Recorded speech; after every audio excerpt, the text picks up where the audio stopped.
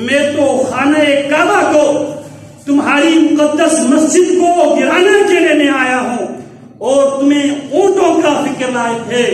تو اس وقت جناب عبد المطلب نے ایک جواب دیا تھا، وہ جواب سن لو، انا رب العلم وللبیت رب یحمی. ابرہہ سن لے، انا رب العلم، میں اونٹوں کا مالک ہوں، لہذا میں اپنے اونٹوں کا تقاضا کرنے کے لیے تیرے پاس آیا ہوں. وللبیت رب یحمی، رہا جو بات تو کر رہا ہے، جس مشن کے لیے تو آیا ہے، وللبیت رب یحمی، اس گھر کا اپنا مالک ہے، اس گھر کو مالک خود بچائے گا. اور جب مالک کی گھر جانے کے لیے جب ابرہہ حدود مکہ میں داخل ہوا، اللہ رب العالمین نے ابابیل کو ان حالات میں اللہ رب العالمین نے لانچ کیا.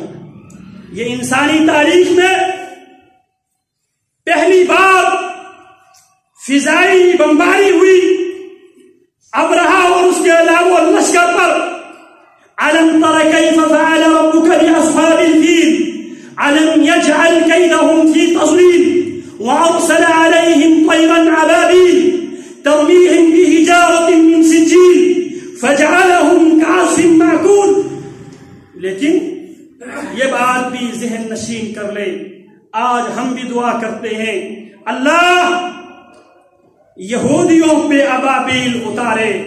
یاد رکھو محمد الرسول اللہ کی بعثت کے بعد اللہ رب العالمین نے عذاب کے طریقہ کار تبدیل کر چکا ہے. پہلے اللہ رب العالمین ابابیل سے کام لیتے تھے، ہواؤں سے کام لیتے تھے، مچھروں سے کام لیتے تھے، زلزلوں اور چیل سے کام لیتے تھے.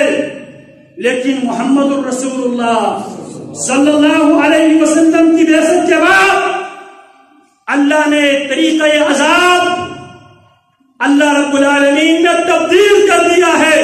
قاتلوہم يعذبهم الله بأيديكم ويخزيهم وينصركم عليهم ويشفي صدور قوم مؤمنين. عذاب کا طریقہ کار اللہ نے تبدیل کر دیا. قاتلوہم، مسلمانوں تم ان سے لڑائی کرو، تم ان سے قتال کرو. يعذبهم اللہ، اللہ انہیں عذاب دے گا. بأيديكم، اللہ کیسے عذاب دے گا انہیں؟ بأيديكم، اللہ تمہارے ہاتھوں سے.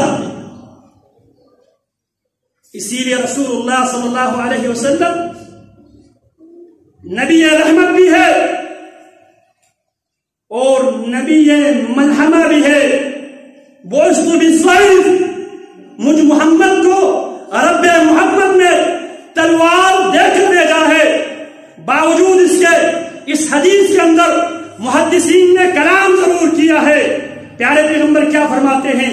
بعثت بالسیف، مجھے میرے رب نے تلوار دے کر بھیجا ہے. وجعل رزقی تحت ظل رمحی وجعل الذلة والصغار على من خالف امری من تشبہ بقوم فهو منهم. میرے رب نے مجھے تلوار دے کر بھیجا ہے.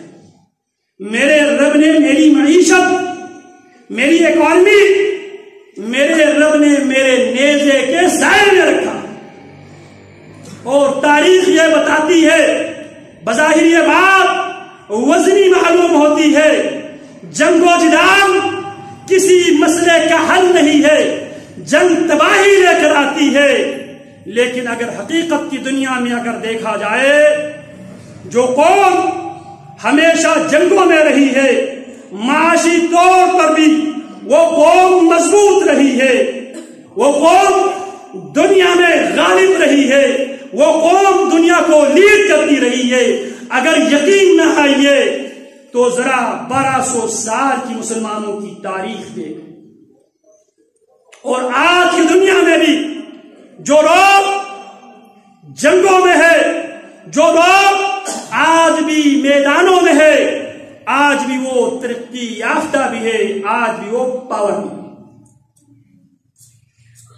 امریکہ نے آج تک کوئی جنگ بندی نہیں کی،